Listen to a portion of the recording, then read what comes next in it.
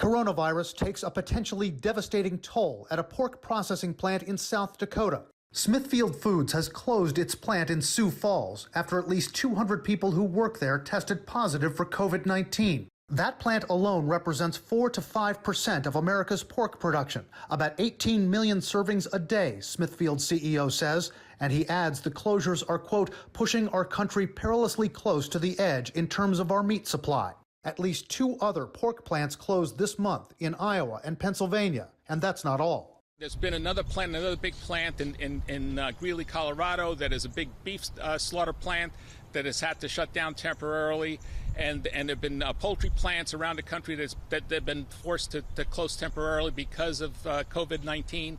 So there are going to be shortages, temporary shortages in the meat supply. A representative of America's meat industry tells CNN if there are more closures ahead that impact the supply chain, the shortages could get worse.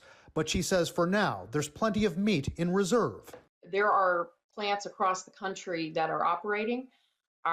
We have lots of food in storage, lots of meat in storage, pork, beef, poultry in storage, and on our way to grocery stores. But other sectors of the food supply chain are also under stress, which could cause shortages, from growers and producers to migrant pickers and laborers to truckers and distributors. They count the farmer, but there's a whole bunch of people behind us supporting us. This Alabama farmer says the supply chain is very unpredictable, but he is committed to growing. I may overproduce, and then I don't know, it may get thrown away or it may get sold at the market. It's hard to tell. Everything's up in the air right now. Some producers are discarding produce like milk and eggs that are geared to sell in bulk to restaurants and cafeterias who aren't buying.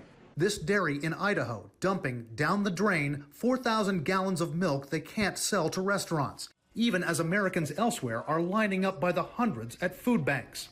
Grocery stores are another sector of the food chain at high risk tonight. If workers interacting with customers every day get sick, they are unable to man the register, or worse.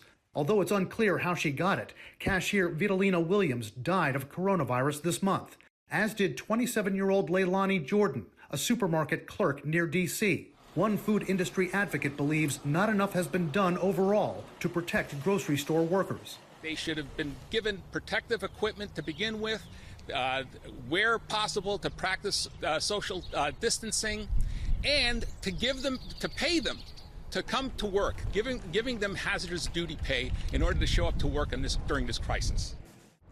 That food industry watchdog rep Tony Corbo was also critical of the meat industry, saying that it's impossible to socially distance people inside those plants and that they don't give them enough personal protection equipment. A meat industry representative completely refuted that, telling CNN they do have adequate protection equipment for the employees and that they take extraordinary steps to enforce social distancing.